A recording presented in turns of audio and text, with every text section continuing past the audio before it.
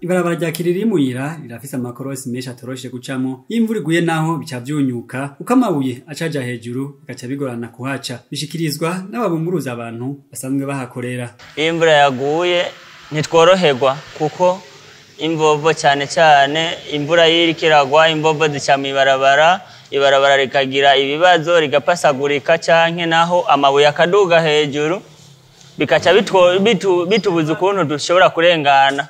Hari n'imodoka nini zishobora kurengana, iyo uriko urarengana kubera ibarabara ryaga ukaca usanga biratugora ukuntu twe dushobora kurengana. Hari n'igihe usanga birigashika nyene ugasanga no mu muferege urashobora kugwayo bivanye n'imodoka nini, kuko imodoka nini ntishobora guca ku mubari, nyinshi zica hagati na hagati.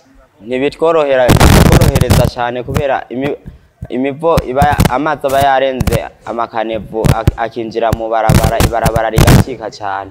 Ibarabara ni ritoyi cyane kuko hariho umwanya umwe umuntu agusunikira mu manga wabutse ukuntu urengana w'imodoka kubera ibarabara ari ritoyi. Kandi izindi ngaruka mbi ziza ari igihe ugonga ibuye, amabuye y'imvura yaguye yagiye hejuru ukaca usanga uratembagaye, canke ugasanga uciye mu musenyi ahantu imvovo yasuriye umusenyi mu barabara ukaza ubona uratembagaye mu musenyi.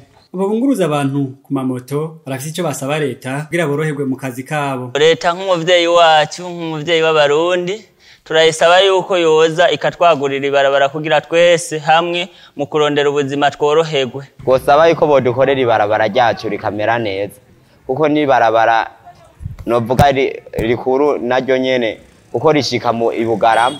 Mu migambi ya leta iryo barabara riterekanwa kuzokorwa neza bakazorihuza n'ibarabara ry'igihugu nimero 1 rya Bujumbura Bugarama.